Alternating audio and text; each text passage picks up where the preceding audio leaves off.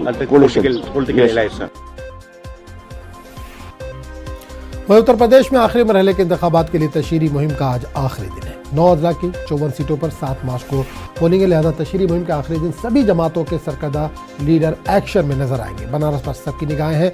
वज़ीर-ए-आज़म नरेंद्र मोदी बनारस दौरे के दूसरे दिन पार्टी कारकुनान और मुमताज़ शख्सियात से बातचीत करेंगे। वो अवामी इजलास से भी खिताब करेंगे। उत्तर प्रदेश के वज़ीर आला योगी आदित्यनाथ भी आज जलसे, जुलूसों और रैलियों में मसरूफ रहेंगे। वहीं सोनभद्र, भदोही और आजमगढ़ में इजलास से खिताब करेंगे और बीजेपी उम्मीदवारों के हक में वोट मांगेंगे। अखिलेश यादव आजमगढ़, मिर्जापुर और जौनपुर में अवामी इजलास से खिताब करेंगे, जबकि कांग्रेस लीडर प्रियंका गांधी गाजीपुर में एक्शन में नजर आएंगी। और बनारस से इस वक्त हमारे नुमाइंदे रवि पांडे फोन लाइन के जरिए जुड़ रहे हैं। रवि, आज का दिन काफी अहम माना जा रहा है क्योंकि आज कैंपेनिंग का आखिरी दिन है, आखिरी जो फेस है उसके लिए प्रधानमंत्री भी बनारस में पहुंचे हुए हैं। किस तरह का माहौल आप बनारस में देख पा रहे हैं? जी देखिए, वाराणसी का जो माहौल वो पूरी तरीके से चुनावी रंग में रंगा है। पिछले अगर 3 दिनों की बात करें तो जितने भी सियासी नेतागण हैं, केंद्र सरकार के जो मंत्री हैं, वो वाराणसी में डेरा डाले हुए हैं और आज अंतिम चरण के चुनाव के लिए 5 बजे के बाद ये प्रचार थम जाएगा। लेकिन उसके पहले चाहे वो समाजवादी पार्टी हो, चाहे वो कांग्रेस हो और चाहे बीजेपी के जो बड़े बड़े नेता हो, वो जनता के दरबार में अपनी हाजिरी लगा रहे हैं। अगर हम बात करें पीएम मोदी की, तो पीएम मोदी अभी कुछ देर बाद ही 10 बजे जो वाराणसी के जो प्रबुद्ध जन है, जिसमें बनारस के कला संस्कृति से लोग, विद्वान लोग, डॉक्टर लोग, इंजीनियर लोग शामिल होंगे, उनसे संवाद करेंगे 10 बजे वाराणसी के महमूदगंज में। इसके बाद 1 बजे वो मिर्जा मुराद ग्रामीण अंचल को एक जनसभा संबोधित करेंगे। इसके पहले जो पूरी जो कल की हुजूम थी जो बनारस में मोदी में जो काशी थी, वो देखने को मिला। मोदी ने कल रोड शो किया, पीएम मोदी ने, और लंका मालवीय जी तक वो पहुंचे, वहां माल्यार्पण करके अपने चुनावी यात्रा के रोड शो को खत्म किया। लेकिन रात को वो कैंट रेलवे स्टेशन पर गए और वहां पे भी यात्रियों से मिल करके वहां पे भी हालचाल जाना। अगर दूसरी बात अगर समाजवादी पार्टी की करें तो अखिलेश यादव 2 दिन से यहाँ पे रोड शो और प्रचार कर रहे हैं। आज कल उन्होंने जहाँ रोड शो किया तो आज वहीं अखिलेश यादव सुबह कालभैरव मंदिर और महामृत्युंजय मंदिर में माथा टेका और जो वाराणसी का जो दक्षिण विधानसभा है वहां पर कुछ लोगों से मिले और एक जो वहां के प्रत्याशी है किशन दीक्षित, उनके लिए एक माहौल बनाया।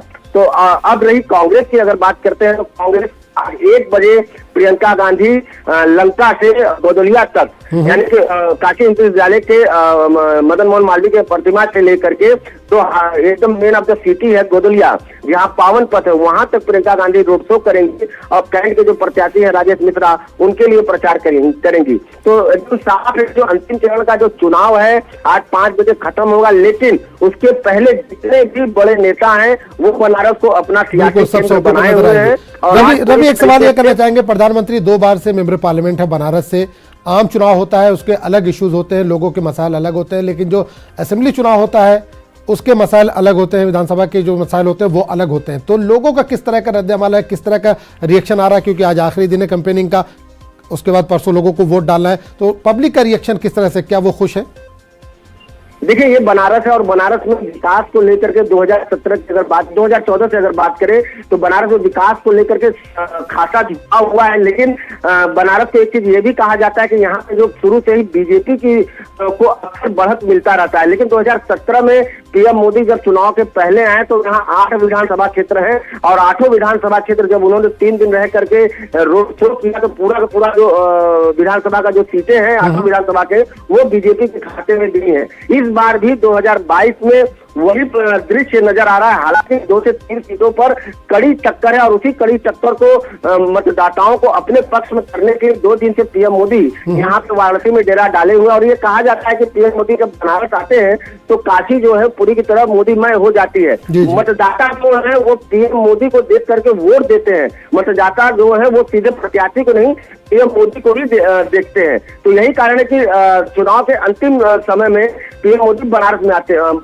और दूसरी सबसे बड़ी बात यह है कि कहीं न कहीं बीजेपी के लिए ये एक कांटे की मतलब सम्मान वाली सीट होती है। बनारस की सारी सीटें जो होती हैं वो सम्मान के लिए होती हैं और यही वजह है कि जितने भी सियासी नेता हो, चाहे पीएम मोदी हो, वो आखिरी चरण में यहाँ पर एकदम जमघट लगाए रहते हैं ताकि जो मतदाता है वो प्रत्याशियों को नहीं, वो पीएम मोदी को देखें। चलिए, बहुत बहुत शुक्रिया रवि, नजर बनाए रखिए, अगले बुलेटिन में आपके पास फिर आएंगे। इस जानकारी के लिए बहुत बहुत शुक्रिया। फिलहाल वक्त हो चला एक छोटे से ब्रेक का, ब्रेक के बाद अब फौरन हाजिर।